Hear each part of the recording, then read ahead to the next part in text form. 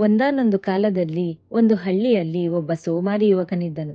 ಕಷ್ಟಪಟ್ಟು ದುಡಿಯದೆ ಆಹಾರ ಪಡೆಯಲು ಪ್ರಯತ್ನಿಸುತ್ತಲೇ ಇರುತ್ತಿದ್ದನು.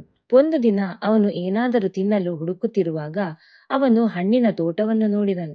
ಅವನ ಸುತ್ತಮುತ್ತ ಯಾರೂ ಇರದ ಕಾರಣದಿಂದಾಗಿ ಅವನು ಮರ ಮೇಲೆ ಹತ್ತಿ ಹಣ್ಣುಗಳನ್ನು ಕದಿಯಲು ನಿರ್ಧರಿಸಿದನು. ಆ ಸಮಯದಲ್ಲಿ ಅಲ್ಲಿಗೆ ತೋಟದ ಮಾಲೀಕ ಬಂದನು. ಹಣ್ಣನ್ನು ಕದಿಯುವುದನ್ನು ನೋಡಿ ಯುವಕನನ್ನು ಹಿಡಿಯಲು ಅವನತ್ತ ಬರುತ್ತಿದ್ದನು. ಆ ಯುವಕ ಭಯಪಟ್ಟು ಹತ್ತಿರದ ಕಾಡಿನ ಕಡೆಗೆ ಓಡಿ ಅಡಗಿಕೊಂಡನು. ಕಾಡಿನಲ್ಲಿ ನಡೆದುಕೊಂಡು ಹೋಗುತ್ತಿದ್ದಾಗ ಕೇವಲ 2 ಕಾಲುಗಳಿರುವ ನರಿಯನ್ನು ನೋಡಿದನು. ಈ ನರಿ ಇಂತಹ ಸ್ಥಿತಿಯಲ್ಲಿ ಹೇಗೆ ಜೀವಂತವಾಗಿದೆ? ಅದು ಓಡಲು ಸಾಧ್ಯವಿಲ್ಲ. ಅದು ಹೇಗೆ ಆಹಾರಕ್ಕಾಗಿ ಹಾಗೂ ಇತರ ಪ್ರಾಣಿಗಳ ಭಯದಿಂದ ಜೀವಂತವಾಗಿರಲು ಸಾಧ್ಯವಾಗುತ್ತದೆ ಎಂದು ಯೋಚಿಸಿದನು. ಆದರೆ ನರಿಯು ಸಂತೋಷವಾಗಿತ್ತು. ಇದ್ದಕ್ಕಿದ್ದಂತೆ ಒಂದು ಸಿಂಹವು ಮಾಂಸದ ತುಂಡನ್ನು ಬಾಯಿಯಲ್ಲಿ ಹಿಡಿದುಕೊಂಡು ನರಿಯ ಕಡೆಗೆ ಬರುತ್ತಿತ್ತು. ಇದನ್ನು ನೋಡಿದ ಸೋಮಾರಿ ಯುವಕನು ತನ್ನನ್ನು ಉಳಿಸಿಕೊಳ್ಳಲು ಮರವನ್ನು ಏರಿದನು. ಆದರೆ ನರಿಯು ಓಡಲು ಸಾಧ್ಯವಾಗದ ಕಾರಣದಿಂದಾಗಿ ಉಳಿದುಕೊಂಡಿತು. ಸಿಂಹವು ಮಾಂಸದ ತುಂಡನ್ನು ನರಿಗೆ ತಿನ್ನಲು ಬಿಟ್ಟಿತು.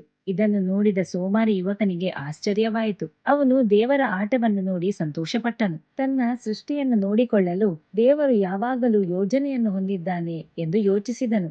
ದೇವರು ತನಗೂ ಏನಾದರೂ ಯೋಜನೆ ಮಾಡಿರಬೇಕು ಎಂದು ನಂಬಿದನು. ಅವನು ಆ ಸ್ಥಳವನ್ನು ಬಿಟ್ಟು ಎಲ್ಲೋ ಒಬ್ಬಂಟಿಯಾಗಿ ಕುಳಿತು ತನಗೂ ಯಾರಾದರೂ ಆಹಾರವನ್ನು ತಿನ್ನಿಸುತ್ತಾರೆ ಎಂದು ಕಾಯುತ್ತಿದ್ದನು. ಸಮಯ ಕಳೆದಂತೆ ಅವನು ರಸ್ತೆಯ ಕಡೆ ನೋಡಿ ಆಹಾರಕ್ಕಾಗಿ ಕಾಯುತ್ತಿದ್ದನು. ಅಲ್ಲಿ 2 ದಿನಗಳ ಕಾಲ ಊಟವಿಲ್ಲದೆ ಕಾದನು. ಕೊನೆಗೆ ಹಸುವು ತಡೆಯಲಾರದೆ ಅಲ್ಲಿಂದ ಹೊರಡಲು ತೊಡಗಿದನು. ಅವನು ದಾರಿಯಲ್ಲಿ ಒಬ್ಬ ವೃದ್ಧ ಋಷಿಯನ್ನು ಭೇಟಿಯಾದನು. ಋಷಿಗೆ ನಡೆದದ್ದೆಲ್ಲವನ್ನು ತಿಳಿಸಿದನು. ಋಷಿಯು ಮೊದಲು ಅವನಿಗೆ ಸ್ವಲ್ಪ ಆಹಾರ ಮತ್ತು ನೀರನ್ನು ಕೊಟ್ಟನು. ಅದನ್ನು ಸೇವಿಸಿದ ನಂತರ ಸೋಮಾರಿ ಯುವಕನು ಋಷಿಯ ಬಳಿ ಕೇಳಿದನು, ಓ ಋಷಿಯೇ, ದೇವರು ಅಂಗವಿಕಲ ನರಿಯ ಮೇಲೆ ತನ್ನ ಕರುಣೆಯನ್ನು ತೋರಿಸಿದನು. ಆದರೆ ದೇವರು ನನ್ನೊಂದಿಗೆ ಏಕೆ ಕ್ರೂರನಾಗಿದ್ದಾನೆ? ಋಷಿಯು ಮುಗುಳ್ನಗುತ್ತಾ ಹೇಳಿದನು, ಸೃಷ್ಟಿಕರ್ತನು ಪ್ರತಿಯೊಬ್ಬರಿಗೂ ಒಂದು ಯೋಜನೆಯನ್ನು ಹೊಂದಿರುವುದು ನಿಜ.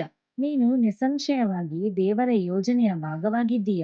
ಆದರೆ ಮಗನೇ, ನೀನು ಅವನ ಸಂಕೇತವನ್ನು ತಪ್ಪು ರೀತಿಯಲ್ಲಿ ತೆಗೆದುಕೊಂಡೆ. ನೀನು ನರಿಯಂತೆ ಇರಬೇಕೆಂದು ಅವನು ಬಯಸಲಿಲ್ಲ. ನೀನು ಸಿಂಹದಂತೆ ಇರಬೇಕೆಂದು ಅವನು ಬಯಸಿದ್ದನು.